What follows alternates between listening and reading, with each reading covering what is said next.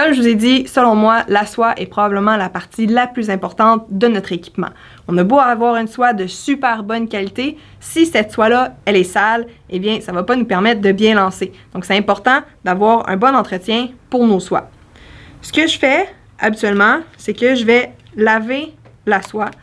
On n'est pas obligé de le faire énormément. Il y a des personnes qui vont le faire à chaque sortie. Il y en a même, j'ai déjà entendu, qui vont le faire à chaque 3 heures. OK, on se calme un petit peu.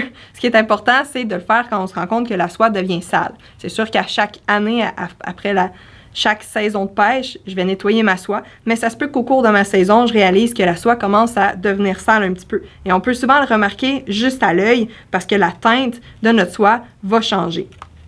Donc, qu'est-ce qu'on fait maintenant pour s'assurer que notre soie glisse bien? Il y a différentes choses qu'on peut faire. C'est important de bien la nettoyer. Il existe, par exemple, des petites serviettes comme ça, qui rient au fond. Il y a aussi du Flyline Cleaner qui vient avec un tissu qu'on peut utiliser. Il y a d'autres produits aussi, par exemple de Loon, qui vont avoir vraiment une partie comme ça, un petit peu plus épais pour qu'on puisse rabattre et venir bien nettoyer la soie. Il existe plein de choses. À chaque fois qu'il y a un besoin, il y a un nouveau produit. Vous pouvez également mettre votre soie dans l'eau savonneuse. On met vraiment pas beaucoup de savon, c'est important pour pas maganer la soie. Peut-être quelques gouttes, 1 ou 2, dans un bol. Et ensuite de ça, on laisse la soie tremper et avec un tissu, on vient la nettoyer. Vous allez remarquer que le tissu va vraiment devenir sale quand même assez rapidement. On se rend pas compte comment une soie peut devenir sale, même si on pêche dans une eau qui peut être claire. Autre chose importante, on me demande souvent comment on fait pour entreposer la soie. Souvent, moi, je la laisse en fait directement dans mon moulinet. On n'a pas besoin de l'enlever du moulinet. Quand on vient pour la ranger pendant l'hiver, c'est important qu'on soit dans un milieu qui est quand même à peu près à température pièce. Là, on ne veut pas le mettre dans notre cabanon où est-ce que ça gèle. Super important.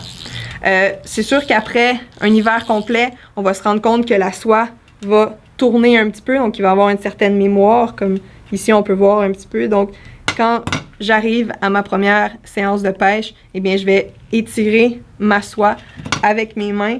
Et de cette manière-là, eh bien, ça va vraiment être plus simple et ça va glisser mieux à travers les anneaux après mes lancers. Donc, pour faire un résumé, c'est important de bien prendre soin de notre soie, de la nettoyer au besoin et de l'entreposer dans un endroit qui va être à une bonne température.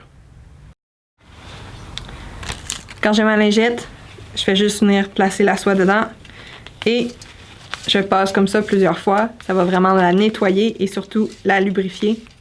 Et on va pouvoir remarquer vraiment que ça devient sale.